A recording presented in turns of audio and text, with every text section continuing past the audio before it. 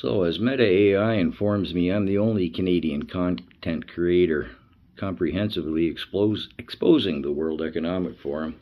Let's start where it all starts, in the Young Global Leaders program. Previous to 2005, it was the Global Leaders of Tomorrow, and then it became the Global Leaders for Tomorrow. 2004, they rebranded it. In 2005, it was the Young Global Leaders program, and they really ramped up production. Justin Trudeau, graduate, 2005. Now, to be a young global leader is not an honorarium as many think it is. It's a 3-year program with curriculum, as you'll see as we go through this series. Now, while in theory anyone can apply, you do have to be accepted. You can check the WEF's official website for their wording regarding criteria for acceptance, but it could be summated in 2 words: power and influence. Their favorite? Politicians, of course. Captains of industry, media influencers, both mainstream media and content creators. The top brass at institutions of higher learning: McGill, UBC here in Canada, Harvard.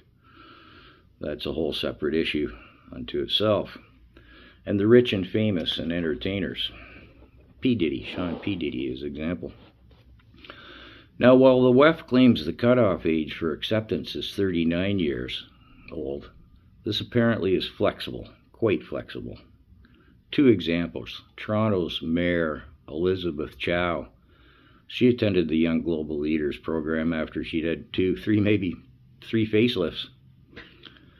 Canada's Attorney General Mary Simon, she's 77 years old. Yes, Canada's Governor General, my mistake, not Attorney General, entered the program in 2020. Now, if you're researching, note the WEF seems inconsistent when listing their young global leaders as to what year they entered and what year they graduated. They seem to be sloppy about that.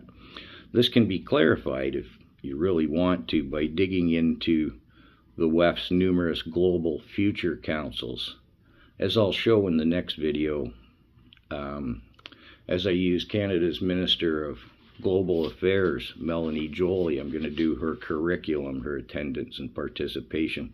I'm going to use her as a case study of a young global leader.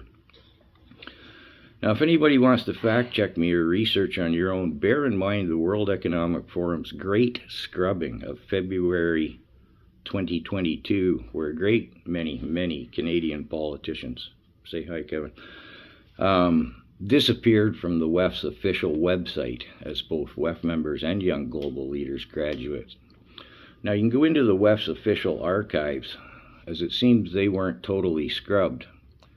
However, the aforementioned Global Future Councils and the WEF's annual New Champions meetings can all be utilized to find those who have been scrubbed.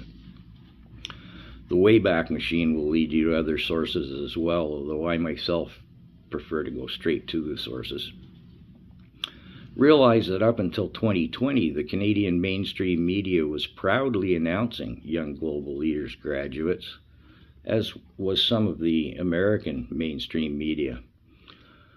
I'll show that in the next vid as, again, we cover Melanie Joly.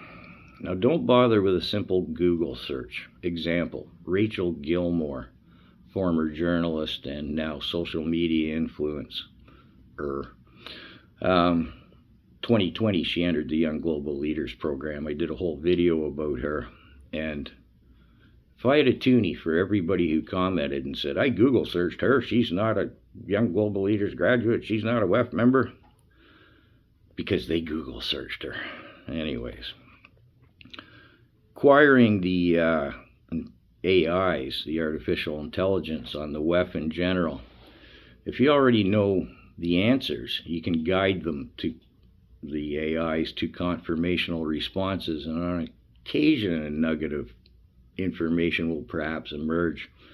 But if you ask an AI, is the WEF good or bad? It'll skim the WEF's promotional propaganda and say, yeah, Klaus is kind-hearted and well-intended.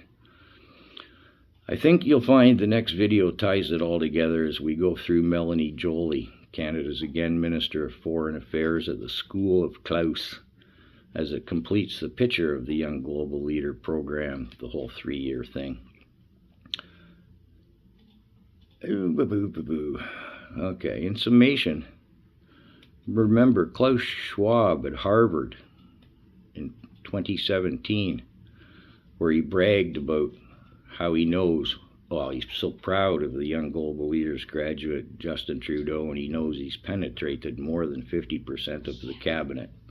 50% more, I know. Anyways, follow along and I'll prove infestation would be a more appropriate term than penetration here in Canada.